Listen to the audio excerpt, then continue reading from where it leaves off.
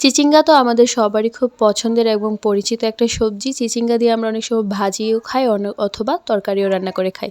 তো চিচিঙ্গা দিয়ে আজকে খুব মজার একটা রেসিপি আপনাদের সাথে শেয়ার করছি। তো তার জন্য প্রথমে প্যানের মধ্যে আমি তেল গরম করে পেঁয়াজ কুচি এবং কয়েকটা কাঁচামরিচ দিয়ে দিয়েছি। তো পেঁয়াজগুলোকে খুব ভালো করে কিছুক্ষণ আমি 2-3 মিনিটের মতো একটু ভেজে নিচ্ছি তেলের মধ্যে।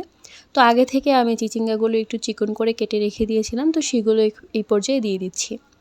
তো চিচিঙ্গাগুলোকে খুব ভালো করে একটু উল্টে পাল্টে ভেজে নিচ্ছি। তারপরে অল্প একটুখানি হলুদ এবং অল্প একটুখানি লবণ দিয়ে খুব ভালো করে আবারও চিচিঙ্গাটাকে আমি খুব ভালো করে ভেজে নিচ্ছি।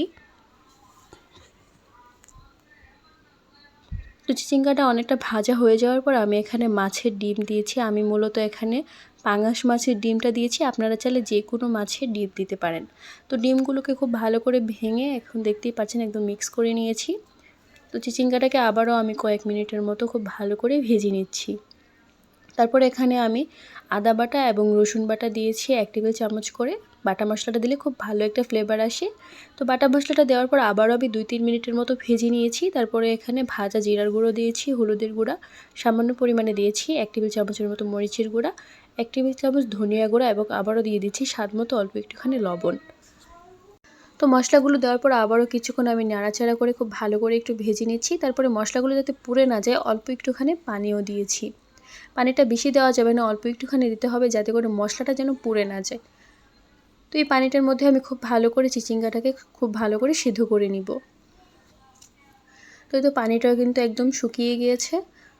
তো এই পর্যায়ে কিন্তু চিচিঙ্গাগুলোও কিন্তু একদম সিদ্ধ হয়ে গিয়েছে। তো এই পর্যায়ে শেষের দিকে আমি কয়েকটা ধনিয়া পাতা কুচি করে দিয়ে দিয়েছি। ধনিয়া পাতাটা দিলে কিন্তু খুব ভালো একটা স্মেল আসে। তো এক পর্যায়ে কিন্তু একদমই আমার চিচিঙ্গা ভাজাটা একদম হয়ে গিয়েছে। তো দেখতেই পেলেন খুব মজার এই রান্নাটা অল্প সময়ে কিন্তু তৈরি হয়ে যায়। এটা চাইলে আপনারা সাদা ভাত অথবা রুটি পরোটার সাথে সকালের নাস্তায় কিন্তু খেতে পারেন। আপনারা একবার হলেও এই রেসিপিটা ট্রাই করবেন, আশা করি আপনাদের কাছেও খুবই ভালো লাগবে। তো আজকের জন্য এইটুকুই। সবাই ভালো থাকবেন, সুস্থ থাকবেন। আসসালামু আলাইকুম।